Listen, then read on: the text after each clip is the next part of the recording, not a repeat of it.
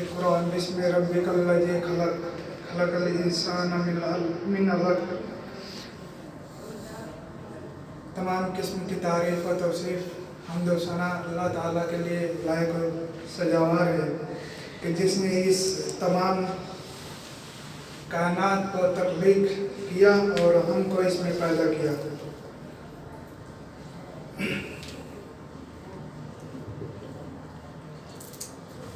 आज का जो प्रोग्राम जो मुझे हुक्म दिया गया है वो मुस्लिम कंट्रीब्यूशन इन एजुकेशन और उसी में साइंस, इसके ताल्लुक से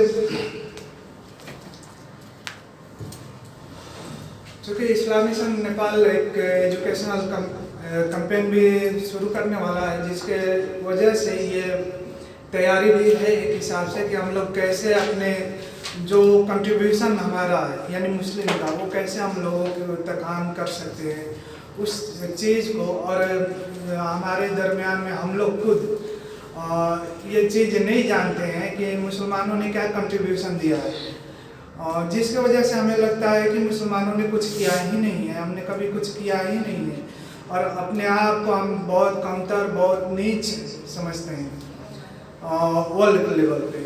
हालांकि ऐसा नहीं है। उसके ताल्लुक से हम यहाँ देखेंगे कि मुस्लिम का क्या कंट्रीब्यूशन रहा है अभी तक।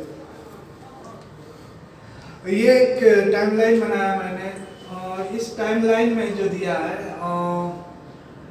साल के हिसाब से, सेंचुरी के हिसाब से कब कब क्या रिवोल्यूशन आया और टेक्नोलॉजी के एजुकेशन के मामले में।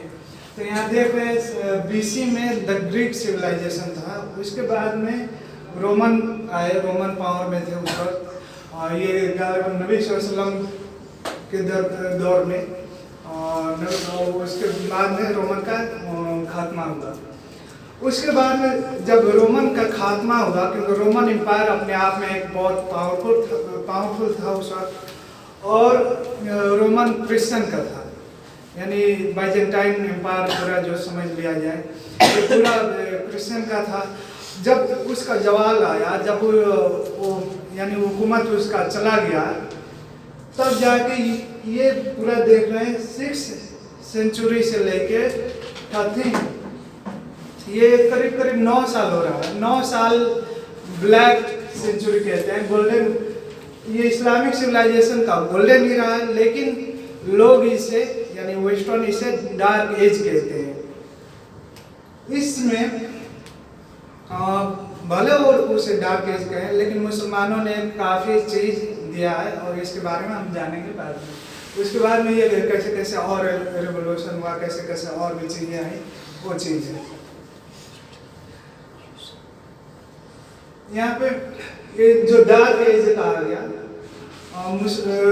ये वेस्टर्न के लिए डार्क एज होगा, क्रिश्चियन के लिए डार्क एज होगा, और कौमों के लिए डार्क एज होगा। लेकिन जो ईस्टर्न सिविलाइजेशन है, जो मुस्लिम मिडिल ईस्ट सिविलाइजेशन है, जिसमें यूरोप का कुछ हिस्सा भी शामिल है, जैसे स्पेन और भी जगह, तो इन सारे जगहों पे मुसलमानों ने ये करीब 9 साल हुकूमत किया, और इसमें बहुत सारे नए इजाद हुए, साइंटिफिक डिस्कवरीज हुई, उसके बारे में हम जानेंगे। और ये प्री इस्लामिक एरा है, ग्रीक फिलोसफी, ग्रीक सिविलाइजेशन जो BC है, बिफोर क्राइस्ट। तो इसमें ये कुछ फिलोसफर का नाम है, हिप्पोक्रेट्स, सोक्रेटिस, प्लेटो, एरिस्टोटल, ये इन लोगों ने अपना अपना एक नज़रिया पेश किया, कुछ साइंटिफिक फैक्ट भी इन लोगों ने बताया, लेकिन उसका कोई एविडेंस नहीं था, कोई भी यानी जो साइंस है जिसे मान लिया जाए, जिसे हकीकत मान लिया जाए, वैसा नहीं था। और इन लोगों ने जो चीज़ें बताई थी दुनिया को, बाद में आके काफ़ी चीज़ें इसमें गलतियाँ भी नज़र आई, और जिसे बाद में साइंस ने, जब साइंस वजूद में आया, तब पता चला कि इन लोगों ने जो चीज़ें कही वो कुछ गलतियाँ इसमें थी, और इनका कोई एक्सपेरिमेंट नहीं था, कोई एविडेंस नहीं था, बस अपने हिसाब से इन लोग एक हाइपोथेटिकल बात ही बोलते थे। हालांकि इनकी बातों में कभी कभी कोइंसिडेंस कहिए या वाकई में हकीकत में ये सही होता था। उसके बाद में ये इस्लामिक एरा जो है, इस्लामिक इरा का शुरुआत होता है मोहम्मद सल्लल्लाहु अलैहि वसल्लम से। नबी सल्लल्लाहु अलैहि वसल्लम की पैदाइश 570 ईस्वी में हुई और वो इस दुनिया में रहे करीब 632 ईस्वी तक। ये नबी सल्लल्लाहु अलैहि वसल्लम का दौरे ज़िंदगी है। उसके बाद में ये कुरान का शुरुआत हुआ सन 610 ईस्वी में रिवलेशन यानी इसका नाजिल होना शुरू हो गया और करीब करीब 20 साल 23 साल के दौर में कुरान नाजिल हुआ। तो ये चीज़ है यहाँ पे, यहाँ से स्टार्टिंग है इस्लामिक इरा का। कुरान जो मुसलमानों ने अपना इजाद किया या मुसलमानों ने खोज किया, डिस्कवरी किया, इन्वेंशन किया, सारी चीज़ की, वो किस वजह से? क्योंकि कुरान ने इस बात का ऐलान किया, लोगों को उभारा कि तुम देखो और इसके बारे में तहकीक करो। कुरान के चंद आयतें यहाँ पे मैं कोट किया हूँ। ये इक़रा बिस्मि रब्बिकल लज़ी, पहली चंद आयत 5 आयत जो नाजिल हुई थी नबी सल्लल्लाहु अलैहि वसल्लम पे, उसके 2 आयत यहाँ पे हैं। सबसे पहले कि तुम अपने रब के नाम से शुरू करो, पढ़ो। उसके बाद में जिसने पैदा किया तुमको ब्लड के क्लॉट से, यानी जो डल्ला कहते हैं कि जम जाता है जो खून, उसको, तो उससे इंसान को पैदा किया। यहाँ 2 चीज़ें, एक तो सबसे पहले दीनी इल्म के ताल्लुक से, दीनी इल्म यानी अपने रब को पहचान लेना, उसके बाद में डायरेक्ट साइंस के ताल्लुक से। तो ये बात यहाँ पे सबसे पहली बात जो नाजिल हुई ये हुई। उसके बाद में ये सूरह फुसिलत की आयत है, ये सनूरीम आयातिना फी आफाकी, यानी अनकरीब हम तुम लोगों को दिखाएंगे अपनी निशानियाँ आसमान में और खुद तुम में। ये कुरान की आयत है, यानी अनकरीब। यही वजह है, अल्लाह ताला ने एक तो वादा कर लिया यहाँ पे कि हम तुमको दिखाएंगे अपनी निशानियाँ आफाक में यानी आसमान में और तुम में भी। तो यह एस्ट्रोलॉजी का एक मामला या दूसरा बायोलॉजी का क्लियर कट में अगर हम समझे तो। लेकिन अल्लाह ताला ने और चीज़ों के ताल्लुक से भी कहा कि हम तुमको अपनी निशानियाँ यहाँ पे दिखाएंगे। और इस बात में ये कहा कि क्या ये चीज़, ये सारी चीज़ें, ये निशानियाँ तुम्हारे लिए काफ़ी नहीं है कि तुम अल्लाह ताला को मान लो। ये निशानियाँ दिखाने का मकसद ये, अल्लाह ताला का मकसद ये है। ये आयत भी ऑब्जर्वेशन के ताल्लुक से ये आयत मैं कोट किया हूँ कि अल्लाह ताला कह रहा है कि क्या तुम नहीं देखते कि आसमान और ज़मीन के ताल्लुक से तुम गौर व फिक्र नहीं करते।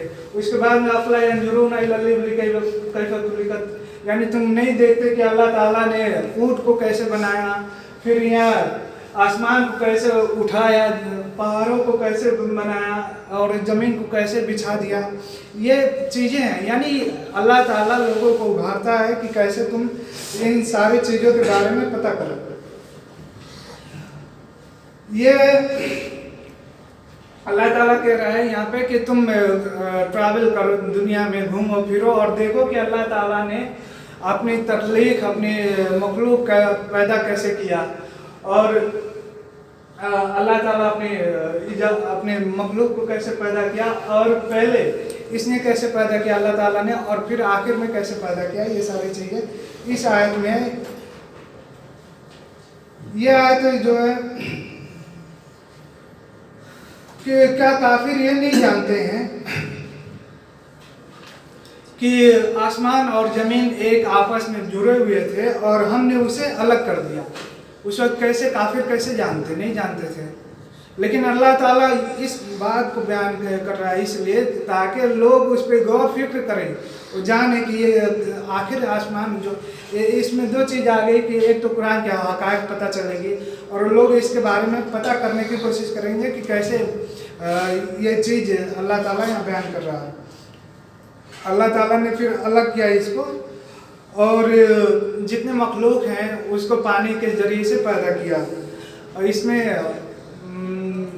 क्रोमोसोम वगैरह का मामला है, बायोलॉजी के स्टूडेंट जानते होंगे। ये टेस्टिमोनियल कुछ हिस्टोरियन का है।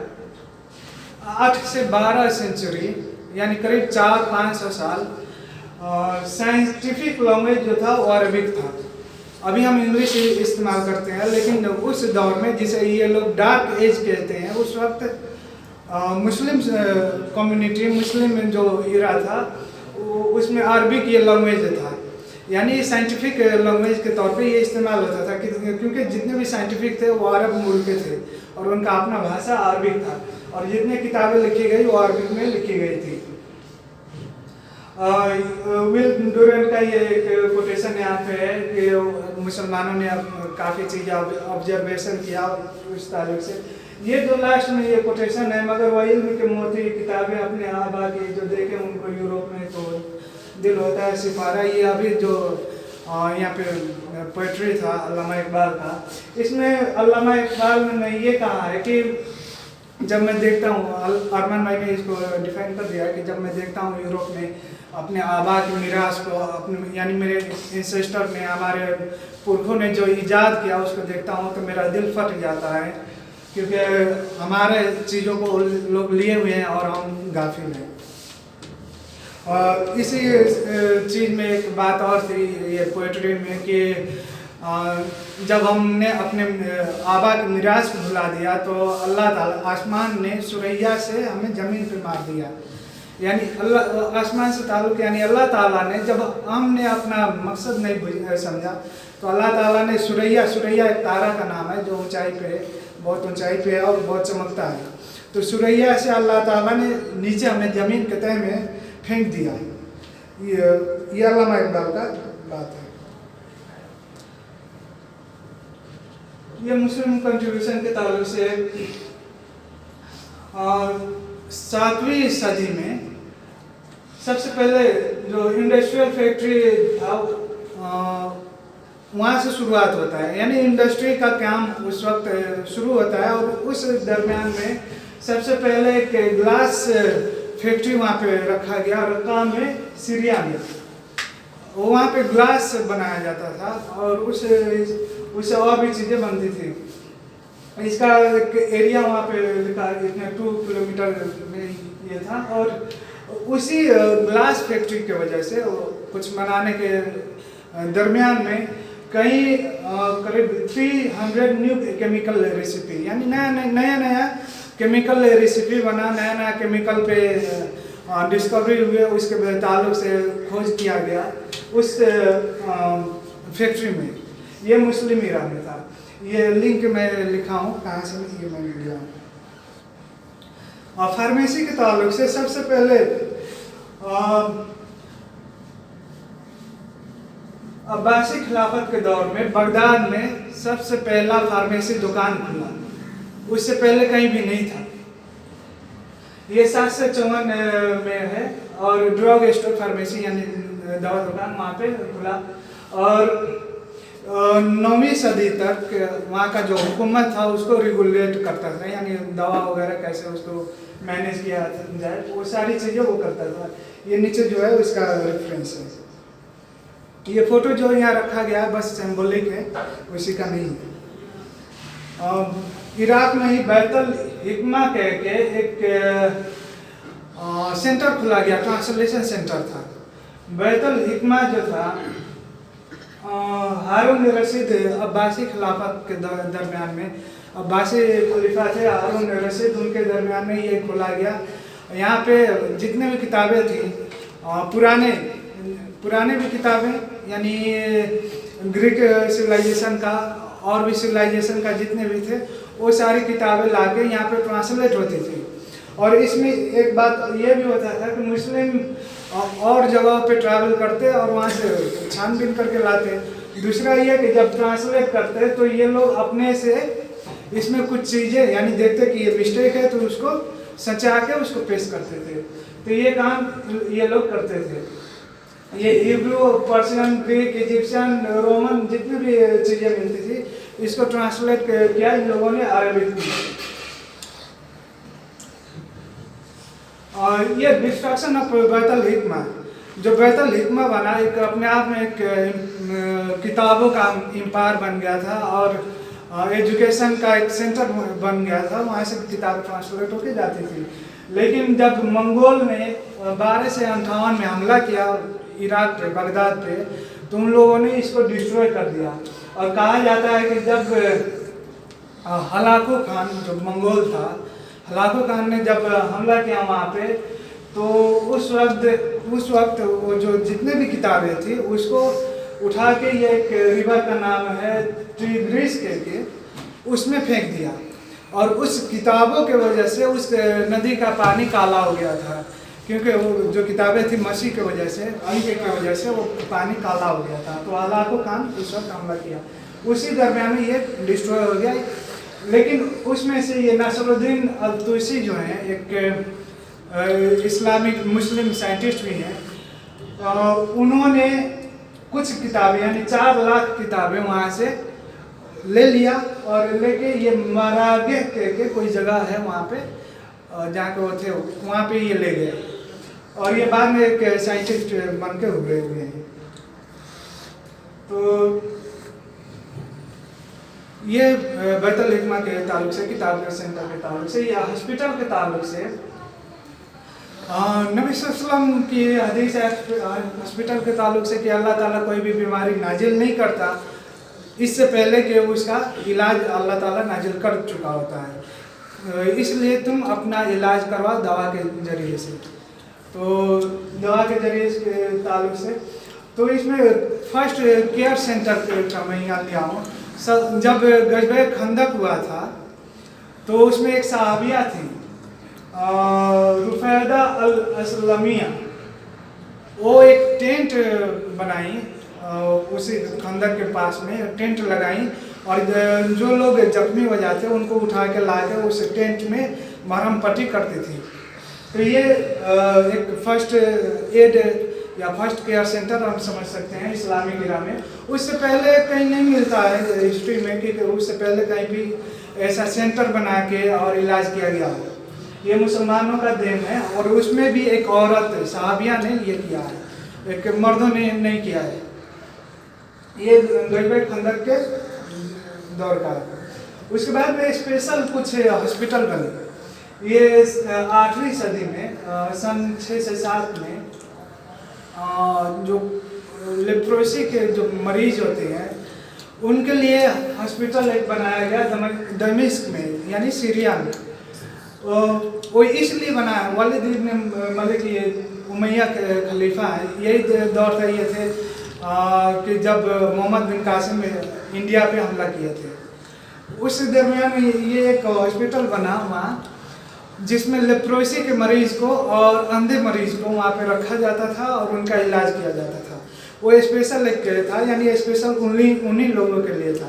वजह ये थी कि वो लोग बाहर होते, यानी लेप्रोसी के जो मरीज थे वो बाहर होते तो फैलने का खदशा था, इसलिए ये हॉस्पिटल एक बनाया गया।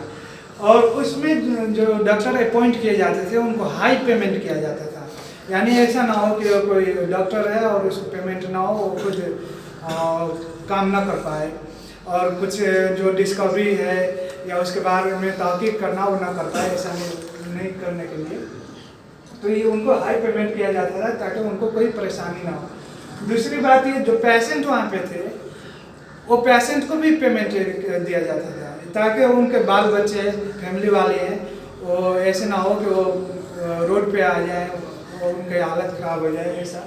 तो ये हुकूमत में देखिए अभी भी कई मुल्क है जिसमें फ्री मेडिकल होता है, मुस्लिम कंट्री में भी है। तो ये उस दौर में मुसलमानों ने शुरू किया था स्पेशल हॉस्पिटल। उसके बाद में ये जनरल हॉस्पिटल यानी आम लोगों के लिए हॉस्पिटल, तो ये 8 से 5 ईस्वी में हारून रशीद के दौर में हॉस्पिटल बना बगदाद में, और इसमें करीब कुछ सालों में 34 हॉस्पिटल इसके अंडर में और जगह पे काम करने लगे। ये काम हुआ। और ये जो राइटिंग है, नीचे वाला जो राइटिंग मैं लिया हूँ, एक गैर मुस्लिम का ही राइटिंग था जिसने ये लिखा था कि इससे पहले क्रिश्चियन के पास में ऐसा कोई हॉस्पिटल नहीं था, इतना एडवांस करके कोई हॉस्पिटल नहीं था। यूनिवर्सिटी के ताल्लुक से यूनिवर्सिटी दुनिया का सबसे पहला यूनिवर्सिटी कौन था, तो एक सर्वे किया गया था, उसमें इस बात को इग्नोर कर दिया गया था और बाद में इस बात को लिया गया कि ये एक खातून है अल्फेरी, फातिमा अल्फेरी के इन्होंने कायम किया था एक मस्जिद। ये मस्जिद है करावी इन के मस्जिद बनाया और उसी में यूनिवर्सिटी बनाया मोरक्को में। तो सन 859 ईस्वी में उसी दौर में एक यूनिवर्सिटी कायम किया और इसमें कुछ फील्ड है, इस्लामिक स्टडी, एस्ट्रोनॉमी, लैंग्वेज और साइंस के ताल्लुक से इसमें होता था। ये दुनिया का पहला यूनिवर्सिटी है और किसी मुस्लिम मर्द ने नहीं, मुस्लिम औरत ने कायम किया था। और उसी के बाद में ये कुछ सालों के बाद में 970 या 972 में जामिया अल अज़हर यूनिवर्सिटी इजिप्ट का क्या हुआ। ये अभी इजिप्ट में अभी भी है। ये इसमें उस दौर में लॉजिक, ग्रामर, रेटोरिक और भी कुछ चीज़ें इसमें पढ़ाई होती थी।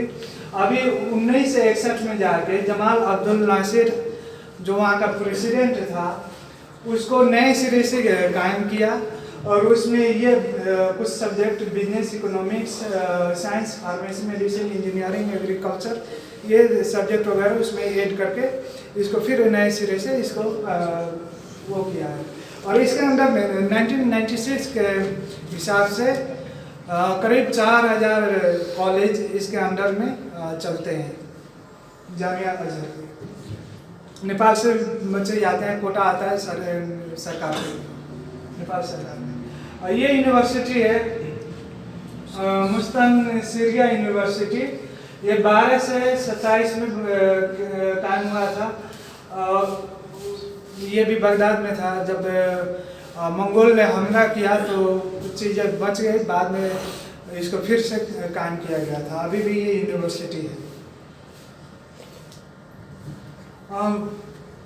नेपाल के ताल्लुक से, नेपाल के ताल्लुक में ज़्यादा डीपली नहीं गया, कुछ चीज़ें यहाँ पे वो किया।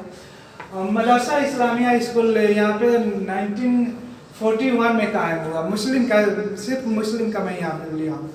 1941 में कश्मीरी ताकिया मस्जिद में ये कायम हुआ था, लेकिन उसके बाद में यहाँ किसी हिसाब से चल नहीं पाया, बंद हो गया, तो इसको शिफ्ट किया गया नेपाली जामी मस्जिद में जो अभी भी कायम है। जामिया सिराजुल उलूम और कुलिया आयशा सिद्दीका झंडानगर में जो है, ये 1989 में मौलाना अब्दुल रऊफ रहमानी ने इसको कायम किया था मुस्लिम लड़कों और लड़कियों के नज़र में रखते हुए। और उस दरमियान उस वक्त में मुसलमानों का एक तंगी था इल्म के ताल्लुक से। ये अलेरा एजुकेशनल सोसाइटी नेपाल, ये इस्लामी संघ का एक पार्ट है, सिस्टर ऑर्गेनाइजेशन है। इसके अंदर ये 1994 में कायम हुआ और इसके अंदर में करीब 14 स्कूल हैं और एक ऑर्फनेज भी है। और ये झापा, सुनसरी, मोरंग, परसा, कपिलवस्तु, बांके इन जिलों में अपना स्कूल कायम किया हुआ है और अभी काम कर रहा है।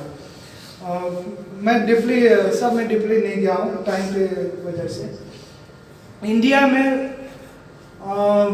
यूनिवर्सिटी यानी यूनिवर्सिटी के ताल्लुक से इंडिया का सबसे पुराना यूनिवर्सिटी कौन है, तो एक आता है नालंदा विश्वविद्यालय बिहार में। दूसरा उसके बाद में मॉडर्न यूनिवर्सिटी के, क्योंकि उसको डिस्ट्रॉय कर दिया गया, नालंदा का वो डिस्ट्रॉय हो गया था। मॉडर्न में जाके कलकत्ता यूनिवर्सिटी बना था करीब 18 से 58 में या 57 में वो कायम में हुआ था। उसके बाद में अलीगढ़ मुस्लिम यूनिवर्सिटी बनाया, मुसलमानों के ने बनाया। इसका बनाने वाले सर सैयद अहमद खान थे और ये अभी भी चल रहा है। इसका पहला पुराना नाम मदरसतुल उलूम मुसलमानाने हिंद के था, लेकिन इसको चेंज करके 19 से 20 में चेंज किया गया अलीगढ़ मुस्लिम यूनिवर्सिटी AMU के अभी भी ये है।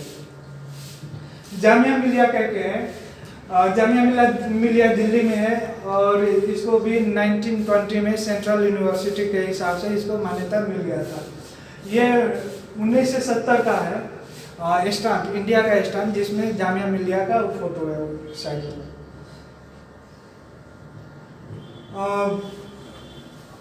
सबसे largest largest university, women university दुनिया का, ये नूरा PNU का एक प्रिंस है, जो नूरा बिन अब्दुल रहमान यूनिवर्सिटी सऊदी अरब रियाद में है। इसका क्याम 1970 में हुआ था। इसका नाम दूसरा ही था, Riyadh university of for women कह के था, लेकिन ये बाद में चेंज करके ये किंग अब्दुल अजीज जो थे उनके बान के नाम से ये रखा गया। ये उस वक्त बना था। और मदीना यूनिवर्सिटी 1961 में काम हुआ था। ये एजुकेशन के मामले में जो मुसलमानों ने काम किया वो है। इसके अलावा और भी यूनिवर्सिटी हैं जिसका मैं यहाँ पर जिक्र नहीं कर रहा हूँ। और ये कुछ मुस्लिम साइंटिस्ट हैं, और टाइमलाइन के हिसाब से मैंने मिलाने की कोशिश की है। ये 8वीं सदी में खुरासान में पैदा हुए थे, जाबिर इब्ने हयान कह के। इनको मॉडर्न केमिस्ट्री के फादर कहा जाता है। इनको गिबर भी, केमिस्ट्री में देखेंगे तो गिबर कहा जाता है इंग्लिश लैटिन वर्ड में, लेकिन इनका असल नाम जाबिर इब्ने हयान है। और इन्होंने ब्रेक थ्रू दिया नाइट्रिक एसिड के ताल्लुक से, हाइड्रोक्लोरिक एसिड, साइट्रिक एसिड जैसे कुछ एसिड के ताल्लुक से इन्होंने बात की। इन्होंने परफेक्शन जिस चीज़ में हासिल किया हुआ था, क्रिस्टलाइजेशन, डिस्टिलेशन, इवापोरेशन वगैरह, ये सारी चीज़ों में इन्होंने ये किया।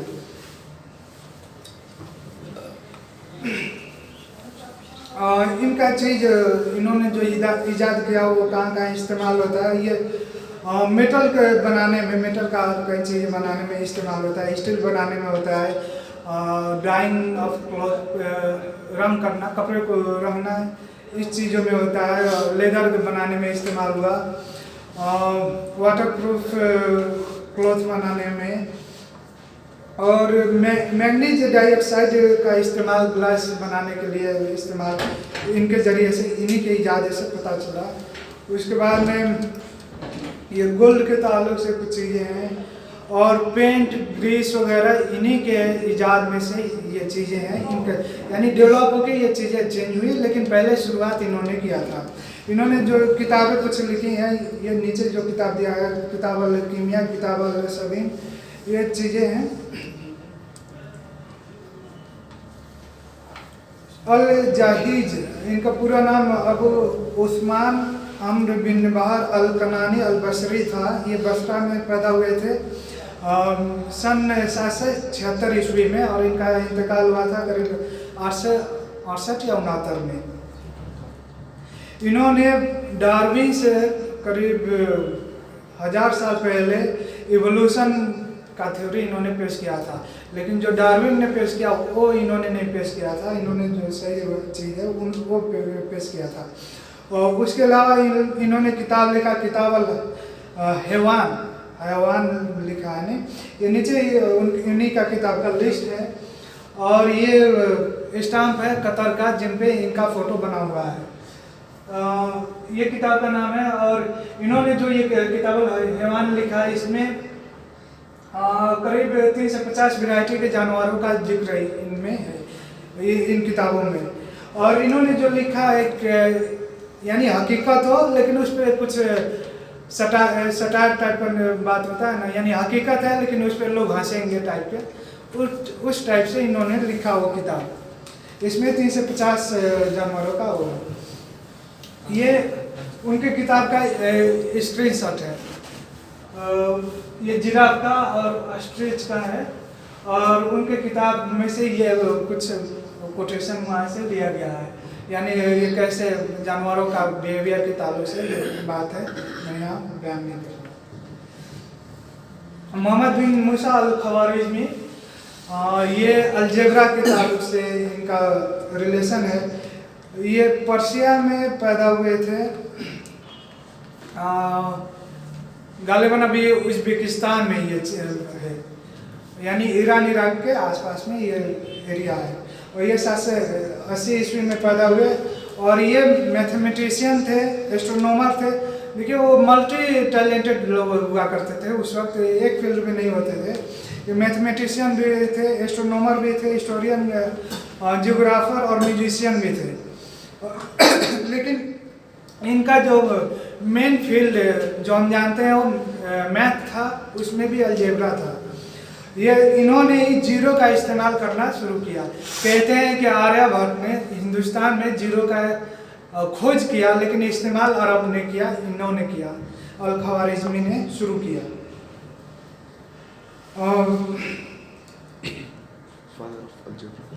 फादर ऑफ अलजेब्रा इनको कहा जाता है। इन्होंने जो किताब लिखा है ये हिसाब अल-जबर वल मुकाबला, ये मैं ये सारी चीज़ें भूल गया हूँ कि ये मैथ से ताल्लुक़ है, क्वाड्रेटिक लीनियर इक्वेशन वगैरह। लीनियर इक्वेशन मुझे आज भी याद है, लेकिन वो मैं भूल गया हूँ। लेकिन ये इन्हीं का इजाद है, इन्होंने दिया है। एस्ट्रोनॉमिकल टेबल इन्होंने दिया। किताब सूरत अल-अर्ज़, ये ज्योग्राफी के ताल्लुक से इन्होंने किताब लिखा है। ये नीचे एक कोटेशन फिलिप हिट्टी ने इनके मैथ के जो खोज है उसके ताल्लुक से फिलिप हिट्टी ने एक बात कही है। ये स्टाम्प है सोवियत यूनियन ने जारी किया था। उज़्बेकिस्तान जो है अभी उस वक्त सोवियत यूनियन में था, रसिया में, तो ये अभी अलग हो गया है। तो उनके 1200 सालगिरह पे ये स्टाम्प रसिया ने जारी किया था। ये जिरियाब कह के ये स्पेन में थे। ये म्यूजिशियन थे, chief entertainer of the court of Qurtuba 822 ईस्वी में। और इनका जो देन है दुनिया को, एक तो म्यूजिक है, उसके फैशन है, हेयर स्टाइल है, फर्नीचर वगैरह भी इन्होंने दिया। और बजाता जो ब्यूटी पार्लर आज होता है इन्हीं का देन है। जो ब्यूटी पार्लर बना इन्होंने अंदलुस जो स्पेन मुस्लिम स्पेन था उसमें इन्होंने काम किया था। और आईब्रो को शेप करने के ताल्लुक से इन्होंने दिया। उसके बाद में जो बाल होते हैं, जिसमें के बाल सफ़ा करने के लिए केमिकल इन्होंने इजाद किया। परफ्यूम भी इन्होंने इजाद किया। इन्होंने एक टूथपेस्ट भी बनाया था, अंडर आर्म डिओड्रेंट भी इन्होंने किया था, और सेविंग क्रीम वगैरह जो सेव करने का इन्होंने तैयार किया था। ये मुस्लिम है। और इसके अलावा और भी साइंटिस्ट का है, लेकिन मुझे नहीं लगता कि हम उतने ज़्यादा जा पाएंगे, तो बस मैं सरसरी दिखा देता हूँ। ये अल-ख्वारिज़मी आ गया, जाबिर इब्न हय्यान का आ गया। ये इब्न हैज़म जो है, इब्न हिशाम, ये कैमरा के इन्वेंटर है। इन्होंने एक कमरे में, अंधेरे कमरे में इन्होंने रिसर्च किया और कैमरा इजाद किया था इन्होंने। और रिफ्रैक्शन ऑफ रेज और जो रिफ्लेक्शन होता है इन्हीं का देन है। और कैमरा का जो आज जितने भी वीडियो वगैरह जो भी बनता है इन्हीं के देन की वजह से ये बनता है, वरना ये नहीं हुआ होता। इनका और भी ये कुछ चीज़ें हैं जिसमें इनका ऑप्टिक्स के मामले में, कैमरा जो कहा जाए ऑप्टिक्स के मामले में ये इनका देन है, कंट्रीब्यूशन रहा है। ये अली इब्न सीना मेडिकल के मामले में ये इनका कंट्रीब्यूशन है। इन्होंने अल कानून फिल तिब के किताब लिखा, जो करीब 600-700 सदी तक, 500 साल तक यूरोप में भी वहाँ के कोर्स में ये इस्तेमाल होता था। इसके ताल्लुक से पिछले बार भी कुछ बातें आई थी। ये बैरूनी है, 9वीं सदी 10वीं सदी में ट्रिगोनोमेट्री के ताल्लुक से इनका कंट्रीब्यूशन है। और भी हिस्ट्री के मामले में ताक़ीक़ अल-हिंद किताब है, और भी चीज़ें इन्होंने पता। मैं सरसरी जा रहा हूँ, ठीक है। अल-राजिब फादर ऑफ पेडियाट्रिक्स ये बच्चों के डॉक्टर के ताल्लुक से इनका कंट्रीब्यूशन रहा है। इब्न नफीस ब्लड सर्कुलेशन के ताल्लुक से इनका कंट्रीब्यूशन है। आज हम किसको मानते हैं जो ब्लड सर्कुलेशन ने पता किया? विलियम हार्वे को। लेकिन उससे कई सौ साल पहले ये इब्न नफीस ने इस बात को डिस्क्राइब कर दिया था। ये मुस्लिम साइंटिस्ट हैं 12वीं सदी में। इब्न अल-बैतर, ये बोटनी के ताल्लुक से, इन्हीं के नाम से बोटनी रखा गया है, और ये फादर ऑफ बोटनी भी इनको कहा जाता है, यानी रुख बिरुआ बोट दरख्त वगैरह के ताल्लुक से इनका कंट्रीब्यूशन काफ़ी रहा है। ये नसीरुद्दीन अल-तुसी, जो पहले बात आई थी कि इराक में जब हमला हुआ तो इन्होंने किताब करीब 4 लाख किताब इन्होंने लेके गए थे ये लोग, तो इनका कंट्रीब्यूशन यहाँ पे है अर्थमेटिक में, ज्योमेट्रिक में, अलजेब्रा वगैरह, मेडिसिन, ये सारी चीज़ में इनका कंट्रीब्यूशन है। अल इदरीसी, ये हैं साइंटिस्ट जिन्होंने सबसे पहले वर्ल्ड मैप बनाया है। ये मुस्लिम साइंटिस्ट हैं, इन्होंने बनाया अगर 1166 ईस्वी में। उसके काफ़ी सालों तक यही इस्तेमाल होता रहा। फिर वेस्टर्न आया तो इसका जो पोल होता है उलट फिर कुछ किए, हाँ वो चेंजिंग किए, लेकिन इन्हीं का अभी भी मैप वही है, वही इस्तेमाल होता है। ये सिंध इब्न अल मूसा, ये एस्ट्रोनॉमर थे, सिंध के थे, सिंधी थे, यानी इंडिया के आसपास बड़े सगीर जिसे कहते हैं वहाँ के थे। अल-किंदी, या मेट्रोलॉजी में, ऑप्टिक्स में, म्यूजिक में इनका कंट्रीब्यूशन रहा है, ज्योमेट्रिकल मामले में भी इनका है। अबुल कासिम अल जहरवी, जो सर्जरी का इंस्ट्रूमेंट है, सर्जरी करना भी इन्होंने शुरू किया था, और इन्होंने गालिबन जो टाँका लगाते हैं उसका जो धागा होता है वो कैसे बनता है वो इन्होंने ही पता लगाया था, और वो आज तक वही इस्तेमाल होता है, इन्हीं का जो फार्मूला है वही इस्तेमाल होता है।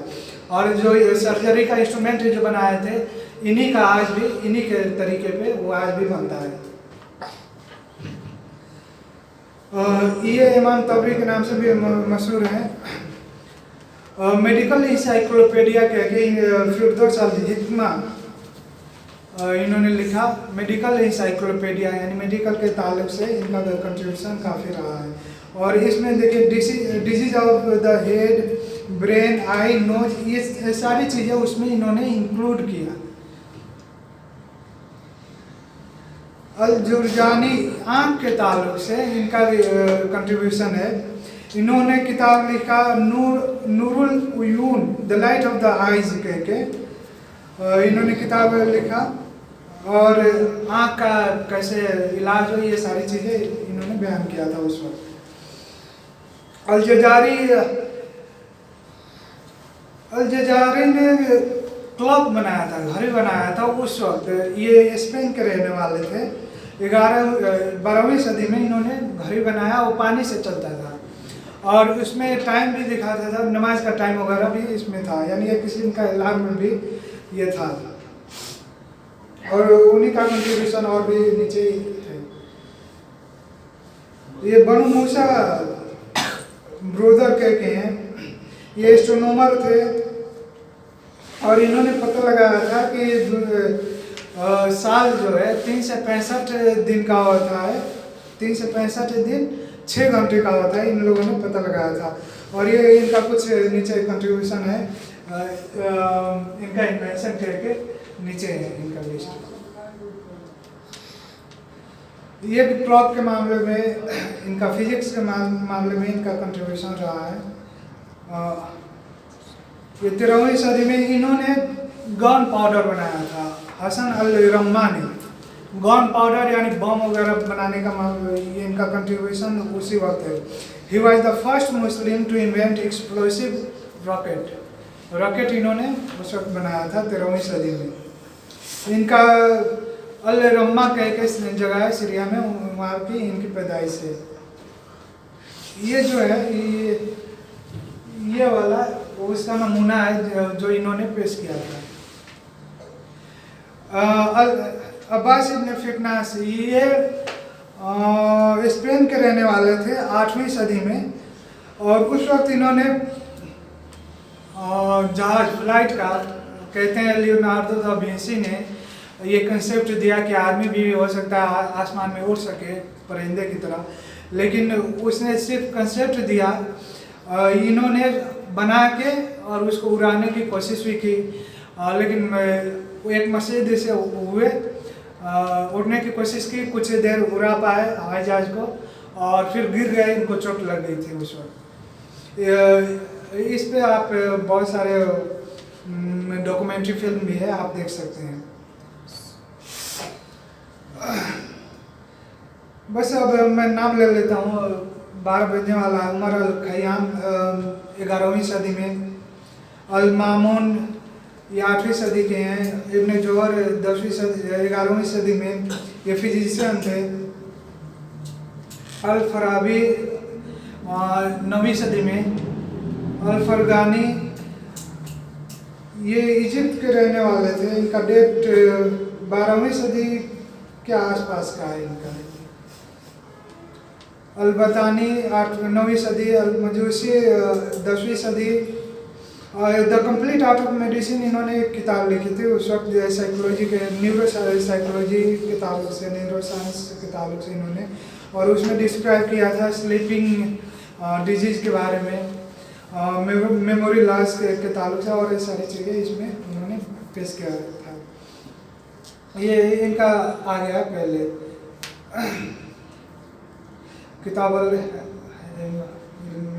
इब्न मजीद मेरीन कंपास, जो जहाज में, पानी जहाज में जाते हैं तो मेरीन में जो कंपास इस्तेमाल हुआ था इन्होंने दिया था, ये 15वीं सदी में थे।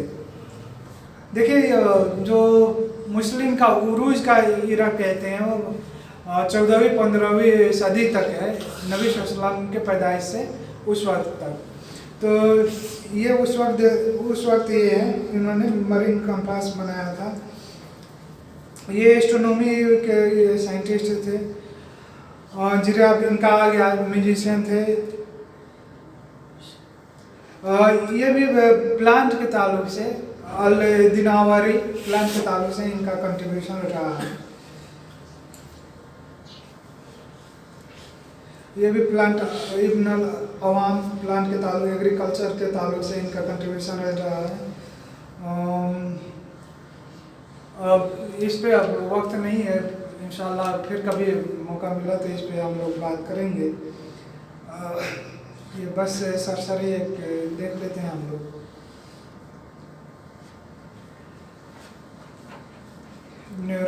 गजाली, इमाम गजाली का जाता है। ये इब्न खुल्दून है, इब्न बतूता है, इन्होंने अपना सफ़रनामा लिखा है पूरा किताबी, काफ़ी सारे घूमे और इन्होंने सब जगह के ताल्लुक से, जहाँ जहाँ गए थे उसके ताल्लुक से इन्होंने सफ़रनामा लिखा कि कौन जगह कैसा करके। रहला लिखा हुआ है, रहला इनका किताब है, माई ट्रैवल, इन्होंने वो किताब लिखा था। तकीउद्दीन अल-मसूदी अल-मुक़द्दसी अल-खिज़ीनी अल-मरवानी, ये जोग्राफर एस्ट्रोनॉमर थे और इन्होंने कुछ चीज़ें पता लगाया था। ये अर्थ का सर्कमफ्रेंस और डायमीटर वगैरह, रेडियस वगैरह इन्होंने पता लगाया था। साबित इब्न कुवा अल-कासी अल-कराजी, मोनोमियल जो इक्वेशन होता है अल-कराजी ने पता लगाया था। शातिर टीपू सुल्तान ने बम के ताल्लुक से इन्होंने तोप वगैरह क्या हाँ मिजाइल के ताल्लुक, वही मिजाइल के ताल्लुक से इन्होंने उस वक्त पेश किया था। ये सबमरीन इब्राहिम एफेंडी जो हैं, ये तुर्की के थे, इन्होंने सबमरीन सबसे पहले बनाया था, जो पानी के अंदर जो चलता है वो। ये पाकिस्तानी एक साइंटिस्ट हैं, उनका यहाँ पे जिक्र किया गया है। ये जब पाकिस्तान अपना न्यूक्लियर बम बना रहा था तो इसमें वो कंट्रीब्यूटर थे। ये जो है आज़रबाईजान के साइंटिस्ट हैं, जो रॉकेट इंजीनियर थे। रशिया ने जब अपना स्पेस में सेटेलाइट भेजा था तो उसमें ये भी थे, ये भी शामिल थे। स्पुतनिक फर्स्ट जो था 1957 में जो बनाया गया था, सबसे पहले गालिबन ये भेजा गया था स्पेस में। तो इसमें ये भी शामिल थे करीमोव, ये आज़रबाईजान के थे, उस वक्त सोवियत में ही शायद गालिबन उस वक्त था। और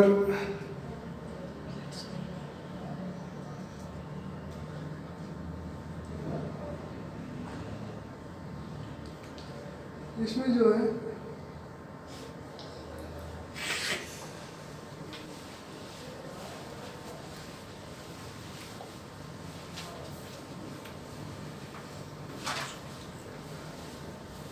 यहाँ पे एक बीबीसी का कुछ डॉक्यूमेंट्री है, उसका मैं यहाँ लिस्ट रखा हुआ था।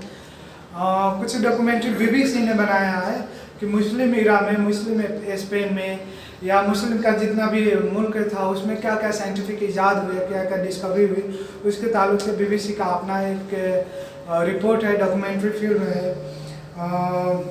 चैनल 4 का अपना है, अल जजीरा का अपना एक डॉक्यूमेंट्री है। एक तो बीच में मुसलमानों को भुला दिया गया और ये पेश किया गया जैसे मुसलमानों ने कुछ नहीं किया, लेकिन अभी जाके वेस्टर्न भी इस बात को मान